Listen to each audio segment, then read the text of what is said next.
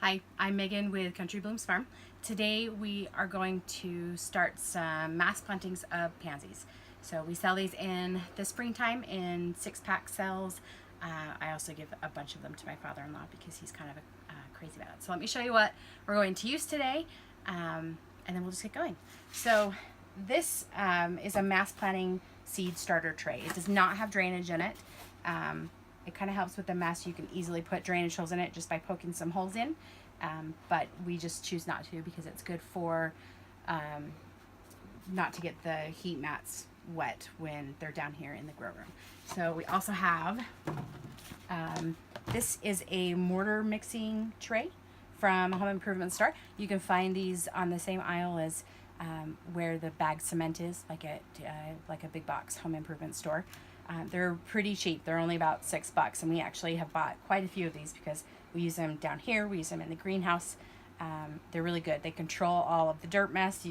They'll fit a tray, and I'll show you. You can get the soil into the trays, and it just really contains everything. So these are this is a large amount of pansy seeds.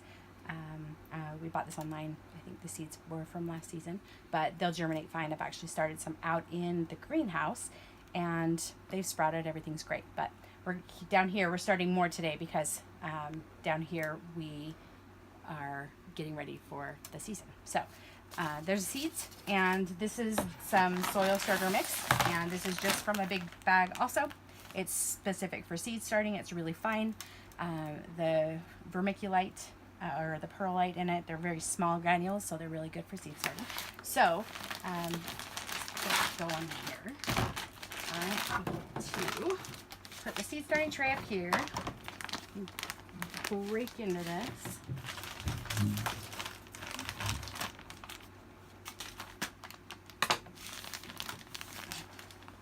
I'm going to put enough in here to fill the tray, probably 3/4 of the way up, maybe 2/3 of the way up. Spread it around, break up any clumps. You want it as fine as possible. It's really good to not have clumps because when you water, it does kind of it'll move seeds around, and it'll prevent seeds from having spaces to actually germinate and take root. And then more clumps here. So I'm going to get this wet, and then I'll show you how we do this. Let me walk over here. I'm going to get our watering. It's on pretty low, but realistically, it's just getting the soil wet. And I'm not too worried about soaking, doing a major soak or anything like that. What I really want to do is give the seeds a firm base to sit on top of so that they don't wash around. And pansies like darkness to germinate, so they want to be in the dark, and they only want generally between, I think it's 65 to 75 degrees, and I'll show you our heating or our thermometer in just a second. All right, back in here. It's wet, but it's not too wet underneath. You can actually see, but again, I just want a firm base to have the seeds sit on top of. And with it being wet, it will hold the seeds in place. All right. Then, wipe my hands off here on my pants. I'm just going to pour a large amount of seeds into the palm of my hand. They're pansies, and the variety is Spring Giant. And if you want to get in here, you can actually take a close-up look of that. You can start a lot of seeds in a mass planting tray like this. So these are a mix, so I don't really care about, I don't know what color every seed's going to be, obviously, so there's no point in separating them out in 2 rows or anything like that. All right, so I'm just going to literally spread these all over, and this is a heavy amount of seeds. And keep that in mind when you are starting seeds, because every single plant, after it germinates and grows, probably an inch or so tall, they get crowded in here, and then you have to literally pluck them out one by one so that you can move them over to the cells, the 6 packs or so. All right. I'm just gonna keep going here. I know it seems like a lot. I want to make sure we have good germination. Obviously we will, and I'm going to do 2 trays of these. So put this back into the packet. Don't be alarmed. I know my hands are dirty, but they're actually pretty dry, so I'm not real worried about them. Okay, now again, pansies like darkness to germinate, so I'm going to put a light dusting of the same soil starter that we used over all of the seeds, just a fine layer. It doesn't have to be anything special. You would be surprised how many seeds will still germinate even if they're not really covered. And I think it's because the water kind of pushes them around.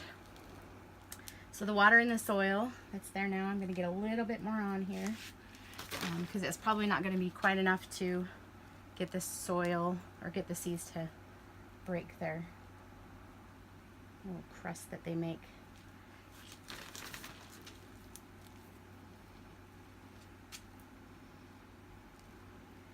Just sprinkle more dirt so you can see. You can almost not see seeds anymore. You might see a few break through, but don't worry about it. If they'll do great.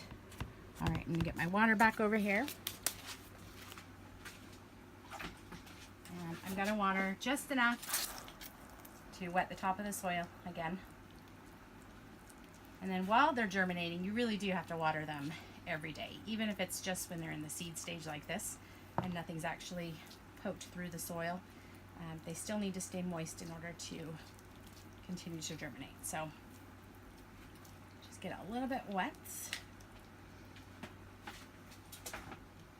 And then I'm going to use another tray. It's just another seed starting tray because they like dark to germinate. I'm just going to put it over here.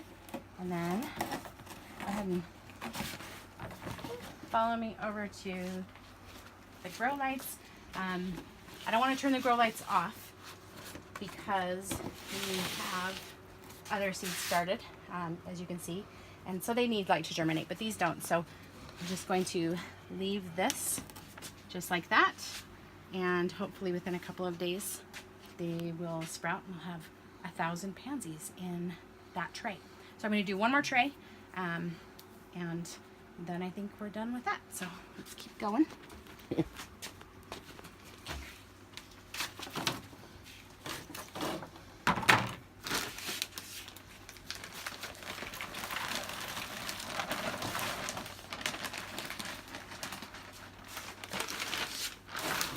Not exactly the cleanest gardener.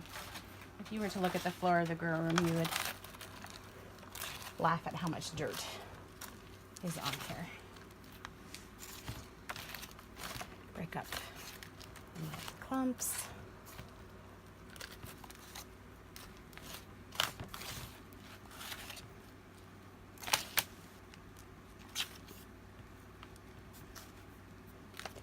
Spread it around. I'm going to try not to touch it again with my hands after I get the dirt wet, so my hands don't look so gross and dirty. Okay, we got the water.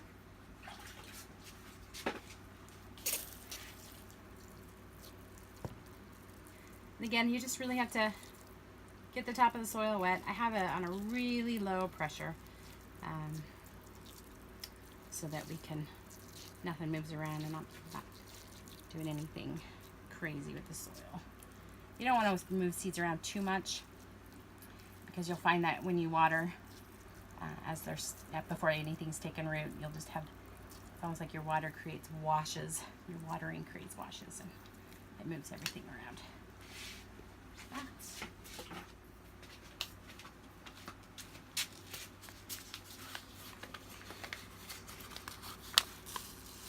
Come back to more seeds.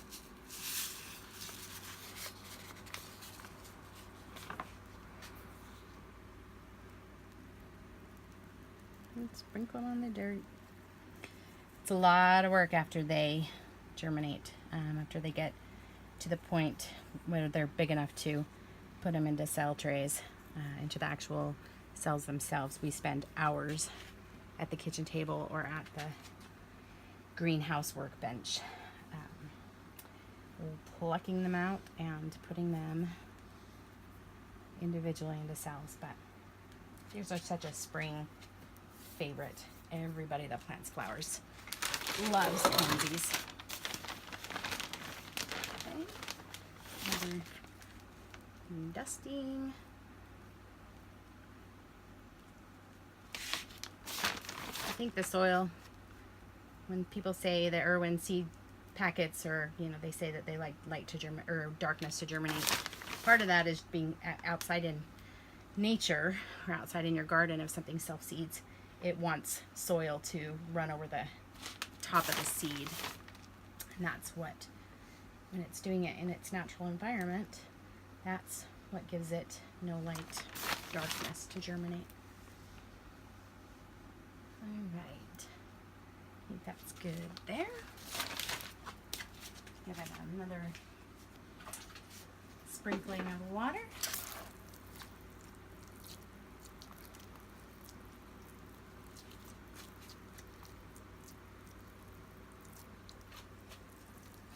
I don't think you can, at the beginning, I don't think that you can really put too much, well, you could put too much water over it, but just the nature of potting soil is that even if the tops, it just continues to absorb.